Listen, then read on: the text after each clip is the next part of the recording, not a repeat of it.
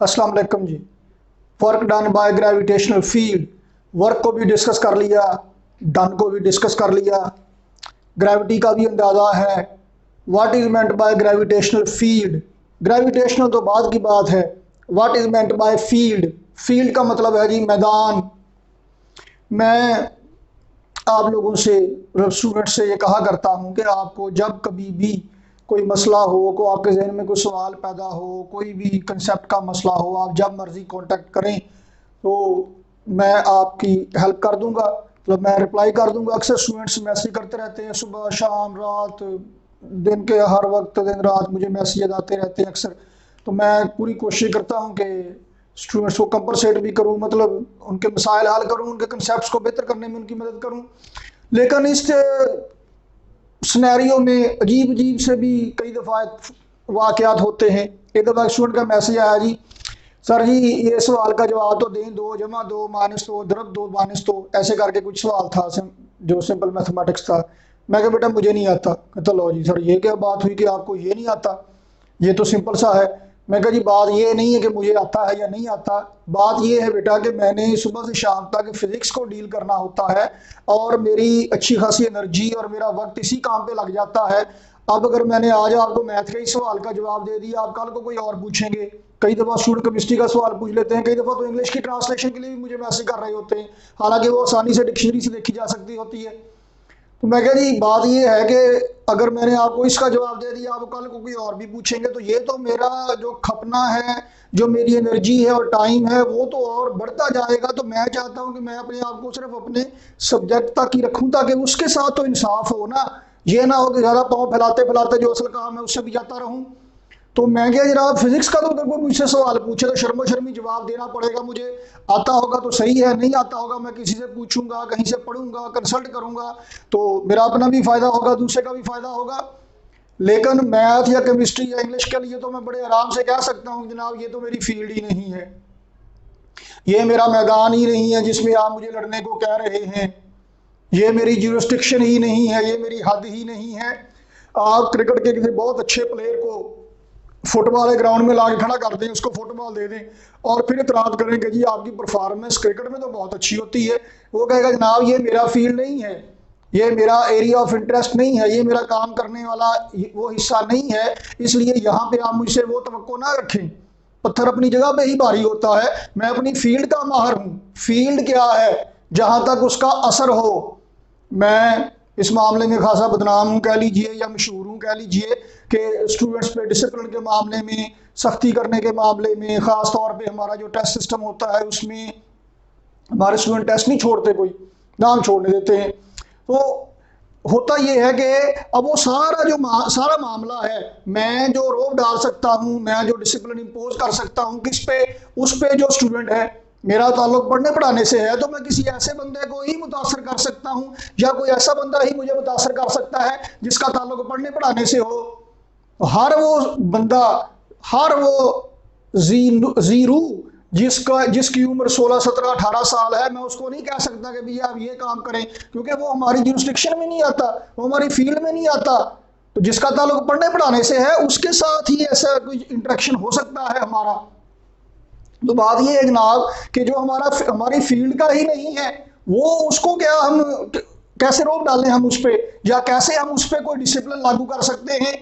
वो कहते ऐसा हुआ कि एक दफ़ा एक मोहल्ले में ना हिंदुओं का कोई मंदिर था, आबादी मिक्स थी मुसलमानों की और हिंदुओं की। तो एक हिंदू अपने मंदिर में, उसने बैठक में भगवान रखा हुआ था, चढ़ावे चढ़ाता था, पूजा उसकी करता था। पड़ोसी उसका मुसलमान था, वो रोजाना जाते आते 2 4 बातें सुना जाता था, कभी कोई शय उठा के मार देता था, कभी कोई इस तरह की हरकतें करता था कि हिंदू को गुस्सा बहुत आता था। एक दिन उसने हाथ जोड़ के कहा भगवान से कि भगवान जी आपकी मेहरबानी, ये मैं आपकी इतनी पूजा करता हूँ और मैं बिल्कुल भूखा नंगा हूँ, और ये जो मुसला है ये तुझे इतनी गालियाँ दे के जाता है, ये अच्छा खासा है, तू इसे सजा क्यों नहीं देता, शराब क्यों नहीं देता। भगवान ने जवाब दिया कि जी मैं उन्होंने कितना सजा देवा, वो कड़ा मैनू मानता। तो बात यह है कि वो उसकी फील्ड में ही नहीं है। फील्ड क्या है, ये हर टीचर का एक फील्ड होता है।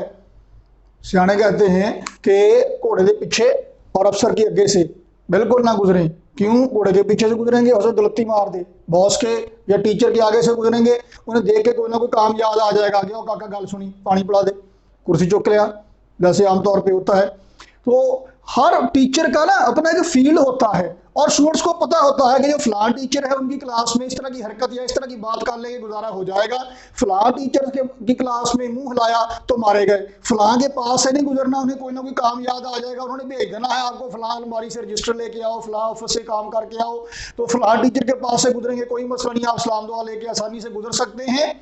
हर आदमी ने अपने गिर्द अपना फील्ड एक जनरेट किया हुआ होता है, जो वहां तक आता है उसे उसका असर महसूस होता है। और वो फील किसी भी तरह का हो सकता है, वो अपने टीचर होने की वजह से फील हो सकता है, मतलब मैं किसी पे अगर इंप्रेशन डाल सकता हूं तो अपने टीचर होने की वजह से, और तो मुझ में कोई खास बात नहीं है। इसी तरह से कोई और काम करने वाला बंदा है, वो अपने काम की वजह से अपना फील्ड जनरेट किए बैठा है।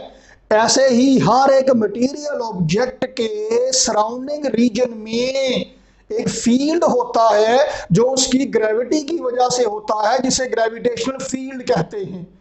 इस फील्ड के अंदर, उस रेंज के अंदर, उस एरिया के अंदर, उस रीजन के अंदर अगर कोई और आएगा, वो उस फील्ड का असर महसूस करेगा। असर महसूस करेगा कैसे? फोर्स की शक्ल में असर महसूस करेगा। एक उस्ताद की, एक टीचर की एक सिंपल डेफिनेशन मेरे हिसाब से ये होती है कि आप जब भी उनसे मिलें आपको कुछ सीखने को मिले। आप जब उनके करीब जाएं, नेक आदमी की, अच्छे आदमी की, अल्लाह के नेक बंदे की पहचान क्या होती है कि जब आप उनके करीब जाते हैं, उनसे मिलते हैं, तो तबीयत में एक अच्छा एहसास पैदा होता है, एक लतीफ सा एहसास पैदा होता है। और जो अच्छे लोग नहीं होते उनके पास जाके बैठ के तबीयत मुकद्दर होने लग जाती है, तबीयत पे नागवार असर गुजरता है। हर एक का फील्ड अपना अपना है, जिसके अंदर जाके, जिसके रीजन में, उस रीजन में पहुंच के आपको असर महसूस होता है उस फील्ड के मुताबिक जैसा वो फील्ड है। तो जनाब, हर एक मटेरियल ऑब्जेक्ट के सराउंडिंग रीजन में उसका असर महसूस किया जा सकता है फोर्स की शक्ल में। ऐसे ही एक चार्ज के सराउंडिंग रीजन में अगर कोई आएगा, कौन आएगा? मेरा फील्ड वही महसूस कर सकता है जिसका ताल्लुक पढ़ने पढ़ाने से है। अगर एक जिम्मेदार है, एक ताजर है, दुकानदार है, उसको मुतासर करने के लिए वही आएगा जो एक और दुकानदार होगा, जिसका फील्ड वैसा होगा, मिलता जुलता होगा। तो एक चार्ज के सराउंडिंग रीजन में उसका फील्ड है, जिसे इलेक्ट्रिक फील्ड कहते हैं। उस रीजन में अगर कोई चार्ज पार्टिकल आएगा, अगर कोई चार्ज पार्टिकल उस रीजन में आएगा, तो वही उससे असर ले सकेगा। और वो असर किस शक्ल में होगा? फोर्स की शक्ल में। जनाब, स्पेस और रीजन अराउंड अर्थ, हम ग्रेविटेशनल फील्ड की बात कर रहे हैं। स्पेस या रीजन, जमीन के गिर्द, सराउंडिंग रीजन में जहां पे किसी भी पार्टिकल को इसका असर महसूस हो फोर्स की शक्ल में, वो कहलाता है ग्रेविटेशनल फील्ड। अगर एक चार्ज के सराउंडिंग रीजन में कोई फील्ड महसूस किया जा सके, कौन महसूस करेगा? कोई चार्ज पार्टिकल ही होगा जो वो असर महसूस करेगा, तो वो इलेक्ट्रिक फील्ड कहलाएगा। तो मैस का जो फील्ड है, ग्रेविटेशनल फील्ड है, इसका असर कोई मैस वाला महसूस करेगा फोर्स की शक्ल में। चार्ज का फील्ड चार्ज वाला ही महसूस कर सकता है। गुंगे दी रमजनू गुंगा जाने या गुंगे दी मां जाने, फील्ड उनका एक जैसा होगा। तो जिसका फील्ड उससे रिलेटेड है, उससे मिलता जुलता है, वही असर महसूस करेगा अट्रैक्शन या रिपल्शन की सूरत में। एज द केस में भी gravitational field always attractive field ही होता है। तो जनाब, बात यह है कि ग्रेविटेशनल फील्ड क्या है? जमीन के सराउंडिंग रीजन में वो इलाका जहां तक इसका असर महसूस किया जा सके फोर्स की शक्ल में। इसी तरह से सूरज का ग्रेविटेशनल फील्ड क्या होगा? सूरज के सराउंडिंग रीजन में वो इलाका, वो हिस्सा जहां पे सूरज का असर महसूस किया जा सके फोर्स की शक्ल में। इसी तरह से चांद का ग्रेविटेशनल फील्ड क्या होगा? जिस रीजन में चांद की ग्रेविटी का असर महसूस किया जा सके। तो जनाब, जहां पे मैं खड़ा हुआ हूं, जमीन के ऊपर खड़ा हूं, मैं जमीन के ग्रेविटेशनल फील्ड में हूं, मैं जमीन का फील्ड महसूस कर सकता हूं।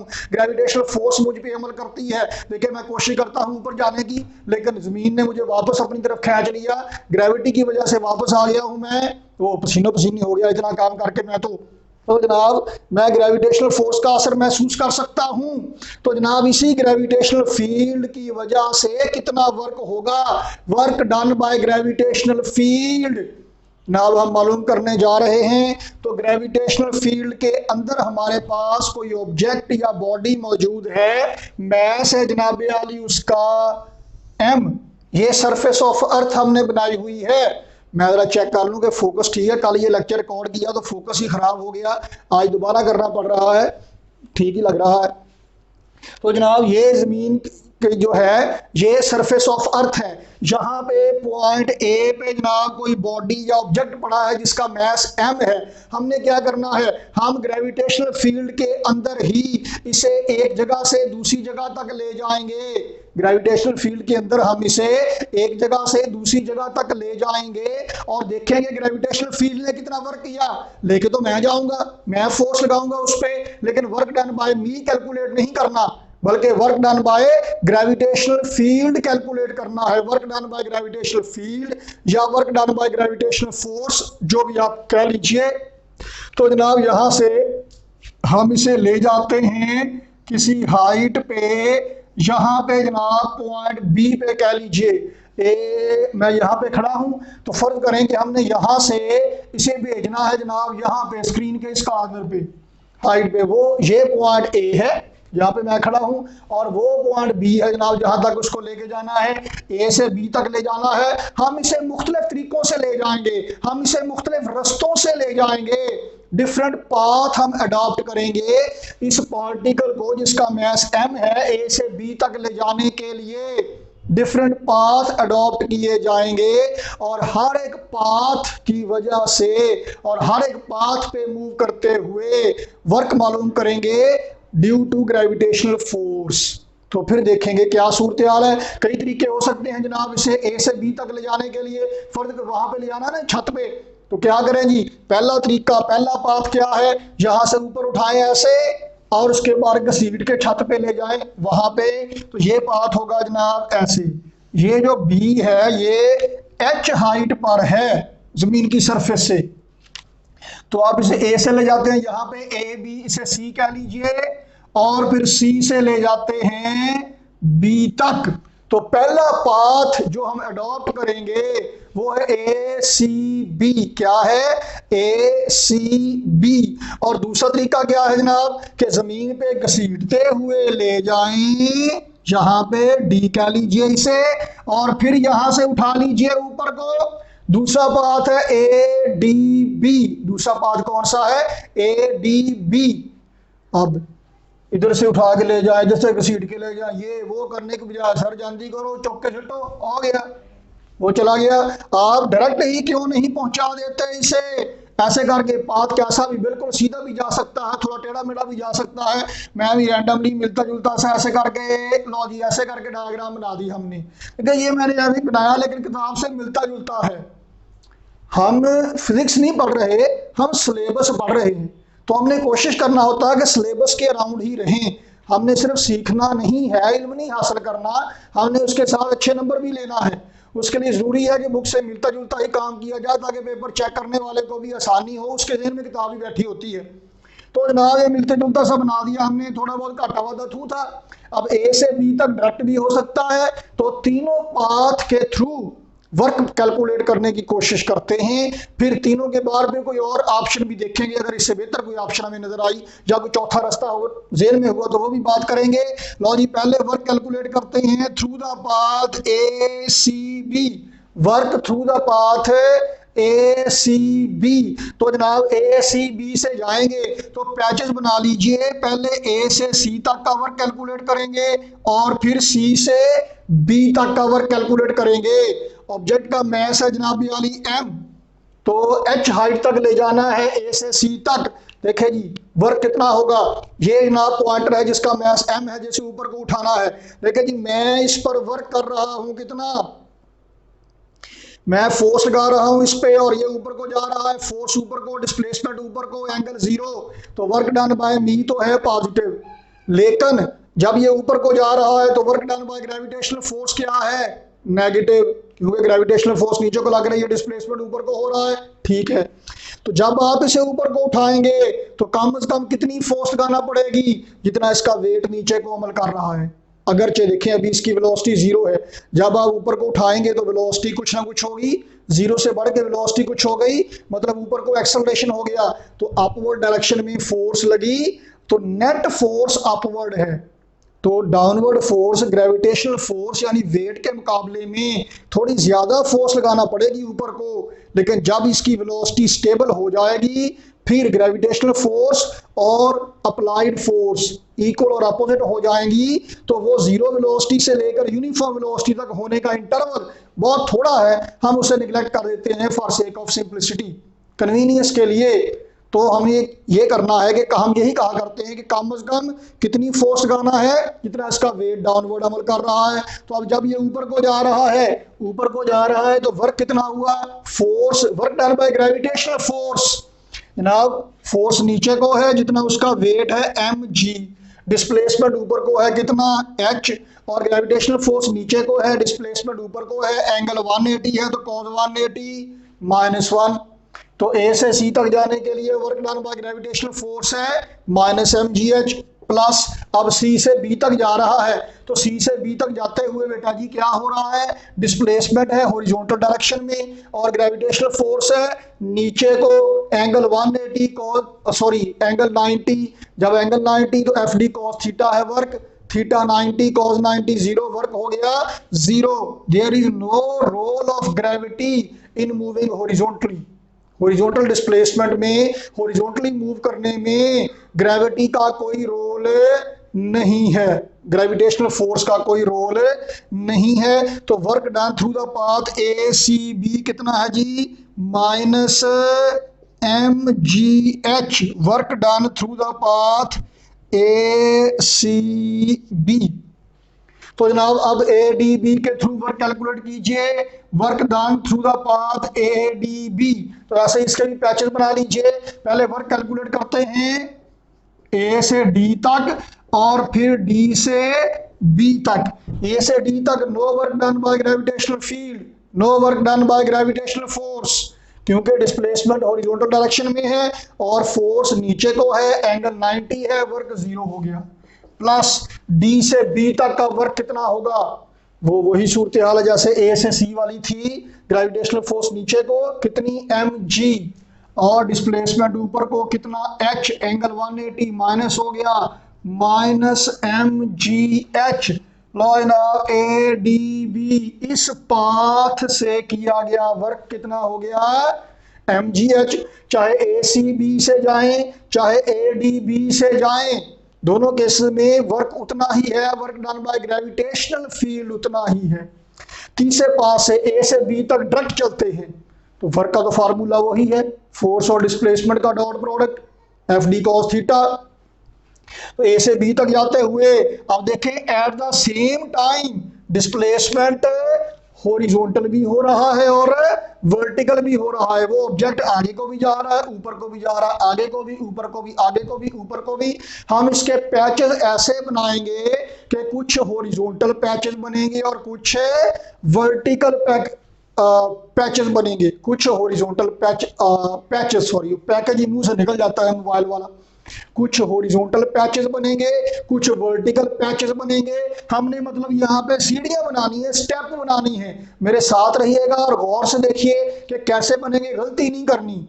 मेन पॉइंट मोटी सी बात, 100 गल्लां दी इक्को गल ते बहुते पानी दा इक्को हल, याद रखें कि आपने जो स्टेप बनाने हैं ये ब्लैक वाली लाइन उन स्टेप्स के दरमियान में आए, वर्टिकल स्टेप्स के भी हॉरिजॉन्टल स्टेप्स के भी। कैसे देखें, पहला स्टेप वर्टिकल स्टेप बनाते हैं, ये देखें ये थोड़ा सा बन गया, रेड से बना लेते हैं, ये बन गया जी वर्टिकल स्टेप, ये मुनासिब सा बना लेना, बहुत छोटा ना बहुत बड़ा। इसके बाद जब आप हॉरिजॉन्टल लाइन लगाएंगे, हॉरिजॉन्टल स्टेप बनाएंगे, तो ये जो ब्लैक वाली लाइन है, ये रेड वाली लाइन इस ब्लैक से आधी इधर आधी इधर, ब्लैक वाली लाइन दरमियान में आएगी। अब इसके बाद आपने ऊपर को वर्टिकल स्टेप बनाना है, तब भी ये ब्लैक वाली लाइन से रेड वाली लाइन आधी ऊपर आधी नीचे, ये कोई मसला नहीं है कि आपने हॉरिजॉन्टल या वर्टिकल पिछला स्टेप और ये वाला स्टेप जो आप बना रहे हैं एक जैसे रखने हैं कि नहीं। ये कोई मसला नहीं है। साइज सबका छोटा बड़ा हो सकता है, कोई मसला नहीं। अब देखें हॉरिजॉन्टल स्टेप में देखें, ये ब्लैक वाली लाइन दरमियान में आ गई रेड वाली के। अब ये वर्टिकल स्टेप देखें पहले से छोटा बन गया जरा, अब हॉरिजॉन्टल स्टेप पहले से बड़ा बनेगा। देखें ये देखिए, बहुत कॉन्शियस होने की जरूरत नहीं है, थोड़ा बहुत घाटा वादा कोई मसला नहीं है, बस रफली ये ख्याल रखें कि ये जो आपकी ब्लैक वाली लाइन है ये दरमियान में रहे। आप देखें बड़ी आसानी से स्टेप्स बन गए हैं। बराए मेहरबानी ऐसे नहीं बनाना, अक्सर लोग ऐसे बना लेते हैं स्टेप, नहीं। हर स्टेप या तो हॉरिजॉन्टल होना चाहिए या वर्टिकल, ये नहीं कि ना हॉरिजॉन्टल है ना वर्टिकल है, ऐसा नहीं होना चाहिए। या तो हॉरिजॉन्टल होना चाहिए या फिर वर्टिकल होना चाहिए। लो जी ठीक हो गया। अब जनाब क्या करें, तमाम हॉरिजॉन्टल पैचेस के लिए वर्क कैलकुलेट करें, work done by gravitational field, और तमाम वर्टिकल पैचेस के लिए वर्क कैलकुलेट कीजिए। तमाम वर्कों को जमा कर लीजिए, मतलब तमाम वर्क्स को ऐड कर लीजिए, समेशन। और ये एक बात तो तय है, तमाम हॉरिजॉन्टल पैचेस के लिए वर्क जीरो है, there is no role of gravity in horizontal motion. तो हॉरिजॉन्टल पैचेस तो गए। वर्टिकल पैचेस जी, पहला वर्टिकल पैच नाम रखें इसका डेल्टा y1, वाई एक्स की सिमत में है तो y कह लिया, छोटा सा है डेल्टा कह लीजिए। और भी कई पैचेस हैं तो delta y1, delta y2, delta y3, सोन जो आखिरी वाला है ये क्या हो गया, डेल्टा yn।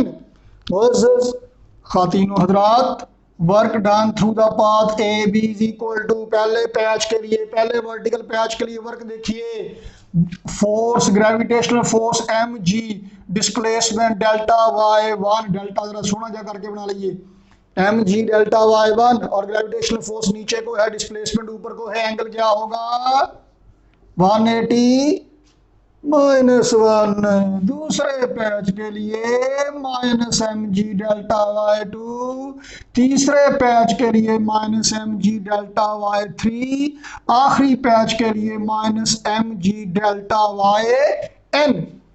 लो जी -mg कॉमन आ गया, बाकी क्या बचा, delta y1 plus delta y2 plus delta y3 plus so on to delta yn। लो जी मुहावरतन कह रहा हूं मैं, सीरियस ना हो जाएगा कि ले आओ जी। तो -mg के बाद डेल्टा y1 पहला वर्टिकल पैच, दूसरा, तीसरा, चौथा, पांचवा, सारे वर्टिकल पैचेस को जमा कीजिए, क्या बन गया, ओ ये तो वही हाइट बन गई, ले आई फिर कहाँ पे किस्मत हमें कहाँ से, ये तो वही जगह है गुजरे थे हम जहाँ से। आपने तीनों पाथ पे चल के चेक कर लिया, work done by gravitational field निकला उतने का उतना ही, work done is independent of the path that is followed. क्या राह बदलने का गिला हम सफरों से, जिस राह से चले तेरे दरो बाम ही आए। कहता जिधरों मर्जी चले जाओ अगे तेरा घर ही आया। लो जनाब, तो work done is independent of path followed. पहला नतीजा मैं लिखता हूं यहां पे, वर्क डन, मैं यहां ये नहीं लिखता कि बाय ग्रेविटेशनल फील्ड, लेकिन हमने प्रूव उसी के लिए किया है। Work done is independent of path followed. Work done is independent of path followed. जो वर्क है इसका इख्तियार किए गए रास्ते से कोई ताल्लुक नहीं है। Work done is independent of the path followed. एक बात तो ये हो गई, हमने ये प्रूव कर दिया। कोई चौथा रास्ता इख्तियार करके देखें, यहां से चले यहां पहुंच जाए, इस रास्ते से भी work done by gravitational field उतना ही निकलेगा। Work done by me change होगा, मेरा जोर और तरह से लग रहा है, होता रहे। Work done by gravitational field उतना ही रहेगा अगर हम मूव करेंगे in between same two points. Okay, एक बात हो गई। दूसरी बात देखिए, work done along a closed path check करते हैं। Work done along a closed path, ये जनाब ए से पहुंचे बी पे, क्लोज्ड पाथ देखिए, बी से सी, ये सी पॉइंट एच हाइट पर है, सी से डी और डी से वापस ए, तो क्लोज्ड पाथ को क्या लिखा जाए, A B C D. O A B C D, क्या ये क्लोज्ड पाथ बन गया है? क्या ये क्लोज्ड पाथ बन गया? नहीं। क्यों? क्योंकि ए से बी, बी से सी, सी से डी, पाथ क्लोज तब होगा जब डी से ए तक पहुंचेगा। तो क्लोज्ड पाथ लिखने का सही तरीका होता है ये, ए बी सी डी, ए जहां से चले वहीं पे पहुंचना है। तो जनाब आली पैचेज बना लीजिए, पहले वर्क कैलकुलेट करेंगे ए टू बी, फिर बी टू सी, फिर सी टू डी, और फिर डी टू ए। लो जी, work done by gravitational field. A से बी हॉरिजॉन्टल डायरेक्शन में no work, B to C minus m g h, पहले बात कर चुके हैं, अब तो हमें पता चल गया। सी टू डी फिर हॉरिजॉन्टल आ गया, no work done. D to A क्या होगा, डिस्प्लेसमेंट नीचे को, फोर्स नीचे को, work positive, plus m g h, minus m g h plus m g h से कट गया। ओ तो मोअज़्ज़ज़ हमारे मज़ीर साहब आपको बता रहे हैं कि work done long a closed path is zero. मैं यहां लिखता हूं दूसरा पॉइंट बना के, work done along closed path is zero. Work done long closed path is zero. जनाब आली अगर कहा जाए, ये प्रूफ नहीं है बुक में, हमने कर दिया, अगर कहा जाए prove that work done long closed path is zero for gravitational field, आ किता पिया जनाब। हर वो फील्ड जिसमें work done is independent of path followed और work done long closed path is zero, इन दो खसूसियात पे पूरा उतरेगा, इन दो पॉइंट्स पे पूरा उतरेगा, that field is called conservative field. क्या कहलाएगा? That field is conservative field. कौन कौन से फील्ड कंजर्वेटिव फील्ड हैं? ग्रेविटेशनल फील्ड कंजर्वेटिव फील्ड है, इलेक्ट्रिक फील्ड कंजर्वेटिव फील्ड है, इलास्टिक फील्ड भी कंजर्वेटिव फील्ड है, उसमें भी work done long closed path zero है। उस स्प्रिंग को खींचेंगे आपको जोर लगाना पड़ेगा, छोड़ेंगे तो आपको जोर लगा के देगा, आपको एनर्जी फ्राहम करेगा। ऐसे ही ऊपर को ले जाने के लिए हमें जोर लगाना पड़ेगा किसी बॉडी पे, नीचे को आते हुए ये हमें एनर्जी प्रोवाइड करेगा, हम पे जोर लगाएगा। तो जनाब कौन सा फील्ड कंजर्वेटिव फील्ड है?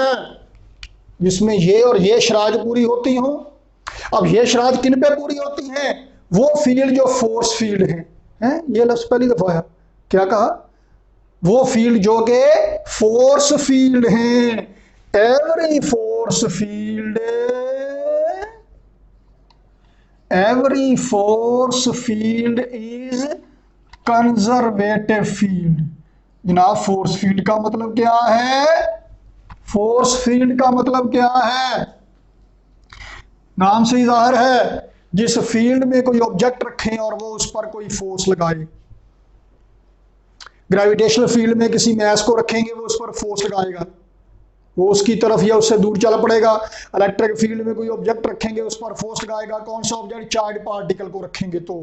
हर वो फील्ड जिसमें किसी ऑब्जेक्ट को रखें और वो उस पर कोई फोर्स लगाए, वो कहलाता है force field. Every force field is conservative field. Non conservative field कौन सा है? जो इन शरात पे पूरा नहीं उतरता, जो फोर्स फील्ड नहीं है। यहाँ पे रख दीजिए, अभी फ्रिक्शन अमल में नहीं आएगी, जब आप इसको घसीटेंगे तो फ्रिक्शन अमल में आएगी या कम ज्यादा हो जाएगी। तो फ्रिक्शन का फील्ड कंजर्वेटिव फील्ड नहीं है, उसमें work done is not independent of path follow. Normal force, आम जो फोर्स लगाते हैं, ये वाली जो फोर्स लगाते हैं, ये कंजर्वेटिव नहीं है। तो जनाब आली हमने कंजर्वेटिव फील्ड को डिस्कस कर लिया, फोर्स फील्ड की बात कर ली, इनके जनाब कंडीशंस को डिस्कस कर ली, under which conditions of field is conservative field. Force field क्या होता है? जिस फील्ड में किसी ऑब्जेक्ट को रखें तो उस पर फोर्स लगाए।